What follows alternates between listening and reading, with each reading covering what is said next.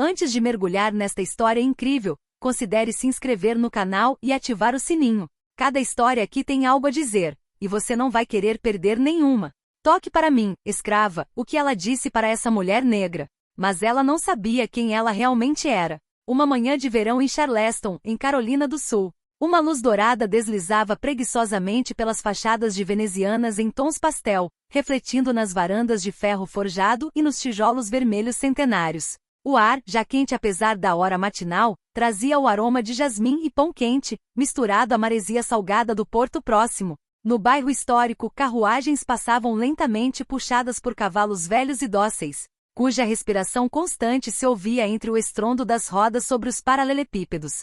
Essas cenas pitorescas, tão populares entre os turistas, refletiam um passado que alguns preferiam pintar em sépia. Mas para outros essas pedras antigas ainda sussurravam a dor de uma memória apagada, correntes, gritos abafados e silêncios forçados. Fica a sombra de um plátano na esquina da Rua do Rei, que Helena Brook sentou-se, como fazia todos os dias nos últimos 3 anos.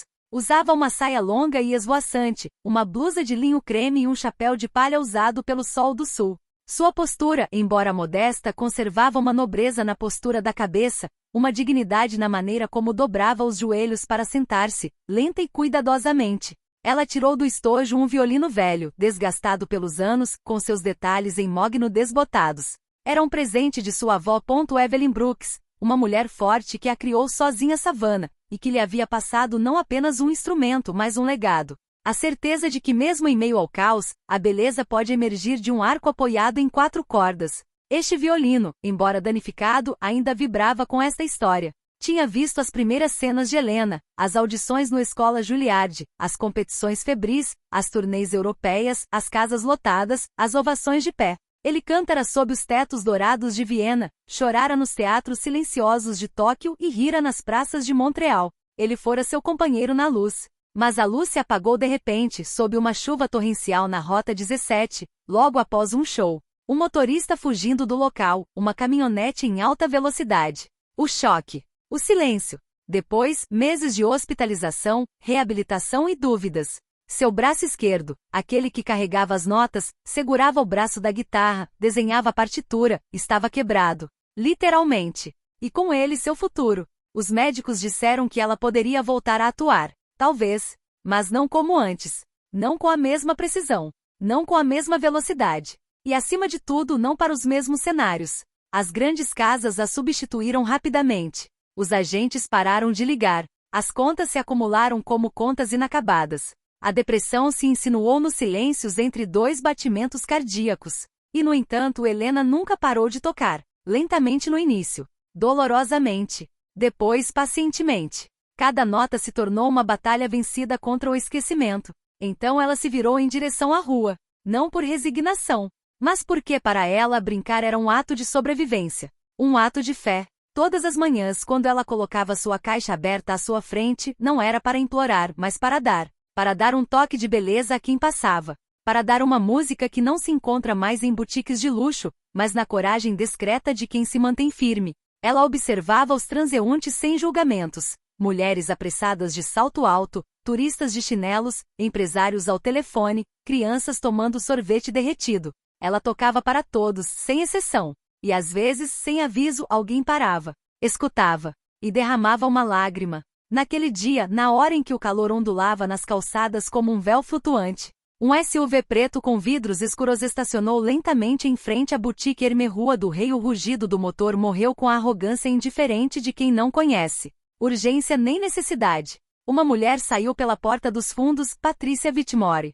Com seu chapéu de palha de abas largas cor de marfim, óculos escuros Dior e vestido Chanel que se ajustava perfeitamente à sua figura esbelta. Ela personificava a antiga aristocracia sulista que transformará um passado vergonhoso em uma fortuna respeitável. Herdeira de uma longa linhagem de fazendeiros, cujas terras se estendiam até onde a vista alcançava no norte da Geórgia. Patrícia ostentava sua herança como uma joia invisível, carregada de história e orgulho. Ao seu lado, 2 mulheres igualmente bem vestidas. Meredith Caldwell, com unhas vermelho sangue e uma voz aguda, é Lila Jennings, uma loira excessivamente bronzeada, conhecida por seu riso vazio e seus falsos compromissos de caridade. Quando estavam prestes a cruzar a porta da loja, o som de um violino os fez parar. Um som claro, porém profundo, frágil, porém poderoso, uma voz de outro mundo. As notas flutuavam suavemente, insinuando-se entre as janelas, roçando nos vestidos de seda, penetrando nos tímpanos com uma elegância que escapava ao luxo. Patrícia virou a cabeça lentamente. Seus olhos, escondidos atrás dos óculos, pararam em Helena sentada ali, ereta apesar do cansaço, com o queixo erguido, os dedos dançando em seu instrumento. Um pequeno sorriso surgiu em seus lábios pintados. Não de admiração, de poder, de desprezo disfarçado de curiosidade mundana. Ela se aproximou, seus saltos batendo contra os paralelepípedos com a autoridade de uma rainha autoproclamada. Meredith e Lila seguiram como cães bem treinados. Vó, olhem isso, meninas. Ela disse com uma voz doce, alta o suficiente para ser ouvida. Pequeno escravo moderno com um violino. Que imagem poética. O violino parou abruptamente. Helena ergueu os olhos lentamente. Seu coração batia mais rápido, mas seu rosto permanecia impassível. Ela já ouvira palavras piores. Mas esta vinda daquela boca soava como um tapa envolto em seda. Um arrepio percorreu sua espinha. Não medo. Não desta vez. Mas raiva fria e contida. Você quer dinheiro, não é? Continuou Patrícia. Então toca algo para mim. Não, melhor brincar Terra Dixie. Você conhece essa música, tenho certeza. O silêncio caiu como um machado. Terra Dixie. O hino não oficial dos Estados Confederados. Uma canção de ninar racista disfarçada de folclore, antigamente cantada em danças de fazendeiros enquanto escravos colhiam algodão ao sol. Os dedos de Helena apertaram o arco por um instante. Seus olhos, escuros e profundos, fixaram-se nos de Patrícia. Brinque e talvez eu lhe dê uma moeda, acrescentou Patrícia num tom magnânimo, antes de jogar uma moeda de 25 centavos no chão, como se jogasse um petisco para um cachorro. O metal bateu na pedra. Ao redor deles, os transeuntes pararam. Alguns olharam para baixo envergonhados. Outros discretamente pegaram seus celulares para filmar. O ar estava mais denso. A cidade parecia prender a respiração. Helena fechou os olhos. Ela poderia ter gritado. Ela poderia ter ido embora. Ela poderia ter chorado. Mas ela escolheu fazer o que fazia de melhor, falar com seu violino. Lentamente ela endireitou as costas. Respirou fundo. Então colocou o arco nas cordas. Mas não foi Terra Dixie. Era a Elia da Gil para cordas de Samuel Barber. Um longo suspiro passou pela assembleia invisível. As primeiras notas surgiram, lentas, solenes, como suspiros antigos surgindo da terra. A música não era mais apenas música. Estava se tornando linguagem sagrada, oração silenciosa, revolta elegante. Cada vibração contava a história de mulheres humilhadas, homens quebrados, correntes enferrujadas, músicas abafadas cedo demais. Patrícia franziu a testa. Meredith cruzou os braços. Lila não estava mais rindo. O público estava crescendo. Um velho homem branco de terno parou com os olhos marejados. Um jovem negro, com a mão no peito, balançou a cabeça lentamente. Uma garotinha agarrou-se à mão da mãe sem entender, mas sentindo algo sério. As lágrimas fluíram silenciosamente. Helena não tocava mais para viver. Ela vivia para brincar, resistir, transformar vergonha em beleza, humilhação em elevação. Quando a última nota desapareceu no ar úmido, não havia mais som. Nada. Até os pássaros silenciaram. Então, palmas lentas, franco-rosa. Depois 2. Depois 10. Depois 100. Patrícia, paralisada com os braços ao lado do corpo, não sabia mais o que dizer. Os óculos dela escorregaram levemente pelo nariz. Ela se sentiu nua. Alguém havia filmado tudo. E já os olhares que se voltavam para ela já não eram de admiração, mas de desgosto. Naquele dia, Patrícia Whitmore quis humilhar uma mulher, mas ela havia despertado uma lembrança. E diante dessa lembrança, ela era apenas um fantasma de privilégio, levado pelo poder de um arco. Ela levantou a cabeça. Ela não havia apenas respondido ao insulto. Ela deu voz ao silêncio, e à humilhação, uma dignidade mais forte que qualquer discurso. Uma figura se aproximou do círculo silencioso de espectadores. Seus passos nos paralelepípedos eram quase inaudíveis, tão sagrado havia se tornado o silêncio ao redor de Helena. O homem, alto e elegante, vestido com um terno escuro de corte impecável, caminhava com passos decididos, mas comedidos. Sua gravata azul escuro farfalhava ao vento, e seus olhos fixavam Helena com uma intensidade que misturava choque e emoção. Ao passar, os transeuntes se afastavam instintivamente, como se uma presença maior que a vida estivesse se movendo pela multidão. É James Holloway, alguém sussurrou, impressionado. O diretor da Filarmônica de Charleston, acrescentou outro. Ele nunca vem aqui, é ele mesmo. O homem parou diante de Helena, que ainda segurava o violino, com as bochechas coradas pelo esforço e pela emoção. Seus olhos estavam calmos, mas seu coração batia acelerado. Helena Brooks, ele perguntou finalmente com a voz trêmula, com uma mistura de descrença e respeito. Helena olhou para ele confusa. Sim, ela respondeu com uma voz suave.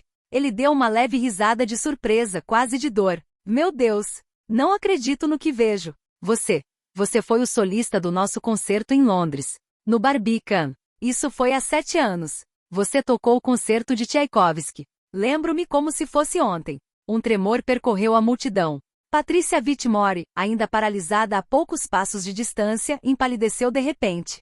Sua expressão de desprezo transformou-se em choque, depois em inquietação.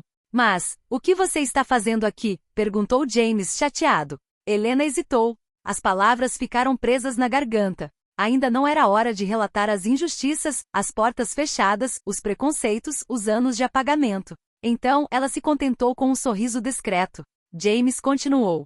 O que você acabou de fazer? Foi comovente. Você silenciou a rua inteira. Você transformou uma humilhação em uma obra de arte. Senhora Brooks, se concordar, gostaria que abrisse nossa gala anual em 3 semanas. Seria uma honra. Aplausos estrondosos irromperam. Espontâneos, vibrantes, quase libertadores. Lágrimas escorriam por vários rostos. Um jovem na multidão gritou. Sim, ela merece o palco, não a rua. E de repente, uma voz clara cortou o tumulto. Espere. Era a jovem que havia filmado toda a cena. Ela estava agora parada na frente de Patrícia Whitmore, o telefone ainda na mão. Vocês não vão embora assim. Vocês a humilharam. Vocês mandaram ela agir como uma escrava. Vocês todos ouviram. Ela se virou para a multidão. E eu filmei tudo. Cada palavra. A tensão aumentou. Patrícia gaguejou, deu um passo para trás, o rosto se contraindo sob o peso do olhar de dezenas de testemunhas. Suas 2 amigas haviam se esgueirado para a multidão, deixando sua rainha caída sozinha para enfrentar sua vergonha. James Olova virou-se lentamente para ela com um olhar duro. Senhora Whitmore, aconselho-a a ir embora. A senhora já causou mal demais por um dia. No dia seguinte, o vídeo explodiu nas redes sociais. Foi compartilhado milhões de vezes. As palavras de Patrícia Whitmore foram analisadas, denunciadas e condenadas. Seu nome se tornou sinônimo de arrogância racista.